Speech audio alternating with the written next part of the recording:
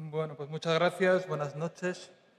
Llevamos unos plenos desde octubre, noviembre, en los que en todos los plenos ordinarios nos traen los partidos de la hidra aznarista, que ahora mismo tiene dos cabezas aquí, el Partido Popular y Ciudadanos, pues una respuesta, su respuesta a la crisis institucional y política que vive nuestro país.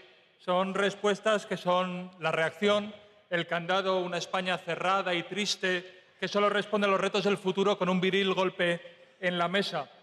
No han traído ni una sola propuesta de futuro para España. Solo gasolina y enfrentamiento para una España que quieren en blanco y negro.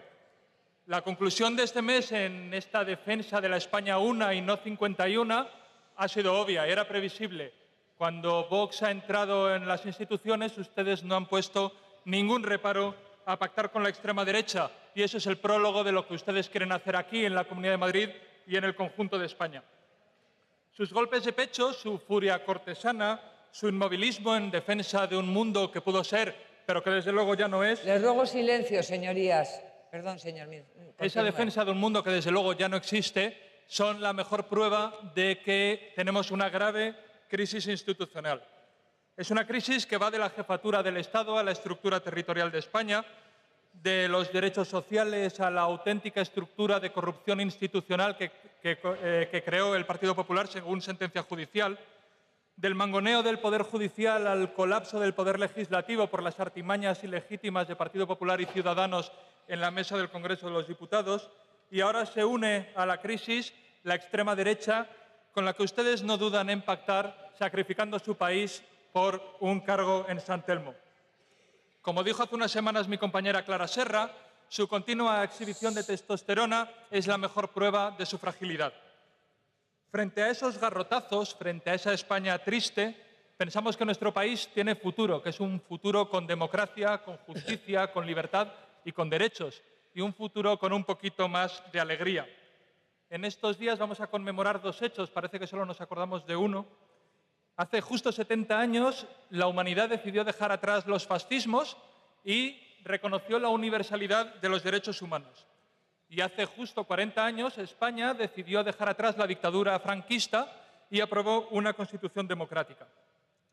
Durante estos 70 años los derechos humanos se han enriquecido, que es la mejor prueba de la vitalidad de un texto. Y han incorporado los derechos medioambientales, los derechos de los pueblos, los derechos de la infancia, los derechos de las mujeres. En cambio, ustedes lo que han hecho con la Constitución durante esos 40 años es momificarla, convertirla en algo así como un relicario ante el que nos tenemos que postrar, tenemos que rezarle, pero no podemos tocarle hasta que Angela Merkel viene y nos dice que sí, que hay que tocarlo. Sus golpes de pecho, hablando de la Constitución, recuerdan un poco a estos fanáticos presuntamente religiosos que se olvidan siempre del no robarás, de dar limosna a los pobres y que viven obsesionadísimos todo el día con el sexto mandamiento. Yo no sé aquí cómo estamos obsesionados con el sexto mandamiento, la verdad es que prefiero no saberlo, pero sí que de la Constitución parece que solo nos acordamos de dos artículos, los que hablan de la monarquía y el que habla de la unidad de España. Se olvidan siempre del derecho a la vivienda, de la independencia del Poder Judicial, del derecho al trabajo, de la igualdad entre hombres y mujeres, de la subordinación del poder económico al interés general o de la confesionalidad del Estado, por ejemplo. Como estos fanáticos religiosos, ustedes andan todo el día repartiendo carné de esto que llaman constitucionalismo, que es un club que cada vez es más estrecho y más turbio. Hasta ustedes, que también se portan, pobrecitos míos, ya les han echado del club del constitucionalismo para hacer hueco a los señores de Vox. Y se han pasado la campaña de Andalucía y estos días, hoy mismo el señor Rivera dice que sería una irresponsabilidad renunciar a pactar con Vox, se han pasado negándose a calificar a este partido de extrema derecha, que ya todos los españoles saben lo que es un partido de odio y de mugre. Lo que pasa es que es el odio y la mugre, sí señor Angel, odio y mugre y racismo y xenofobia y machismo, y es el odio y la mugre con el que ustedes quieren pactar.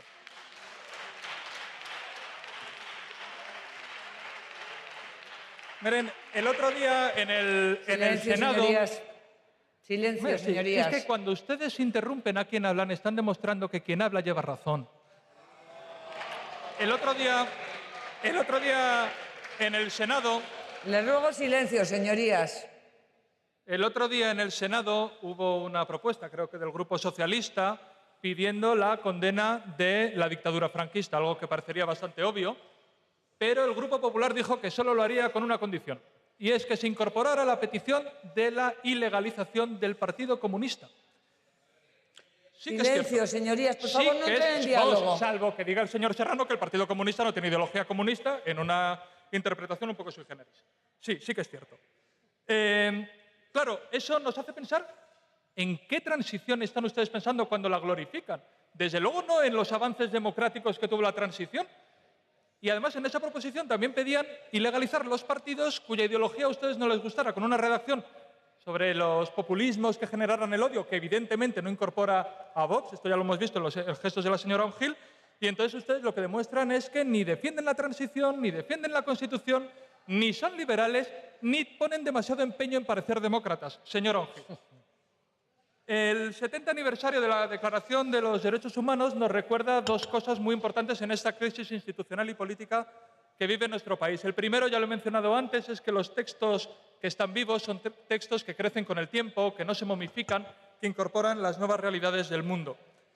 La segunda lección fundamental es que los derechos humanos son el único límite al diseño institucional de un país. El único, no hay otro. Y lo son porque son la garantía de nuestra democracia y de nuestra libertad.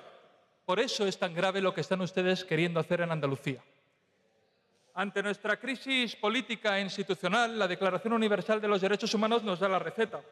Toda persona tiene derecho a que se establezca un orden social e internacional en el que los derechos y libertades proclamados en esta declaración se hagan plenamente efectivos. Y la voluntad del pueblo es la base de la autoridad del poder político, del poder público. Nada más. Esa es la receta. Democracia y derechos humanos. Esa es la salida a nuestra crisis institucional y política. Es dar la palabra a los españoles para que recuperen el derecho a la vivienda que les han arrancado o el derecho al trabajo. Porque no se cumplen los derechos humanos cuando hay una brecha salarial insoportable entre hombres y mujeres o cuando los salarios y la precariedad laboral condenan a la pobreza a millones de familias. No tenemos derechos humanos si los tribunales de justicia están mangoneados por una organización corrupta, como vimos en los WhatsApps del señor Cosidó. Cuando año tras año las organizaciones internacionales como Amnistía Internacional nos recuerdan que estamos recortando la libertad de expresión con la ley Mordaza o con las persecuciones judiciales a tuiteros, cómicos, actores, periodistas, no estamos defendiendo los derechos humanos. Señores del Partido Popular, ustedes a día de hoy están pidiendo 5 años de cárcel para los periodistas que destaparon las mentiras de la señora que se sentaba aquí y que ustedes tanto aplaudían. Eso no es respetar los derechos humanos.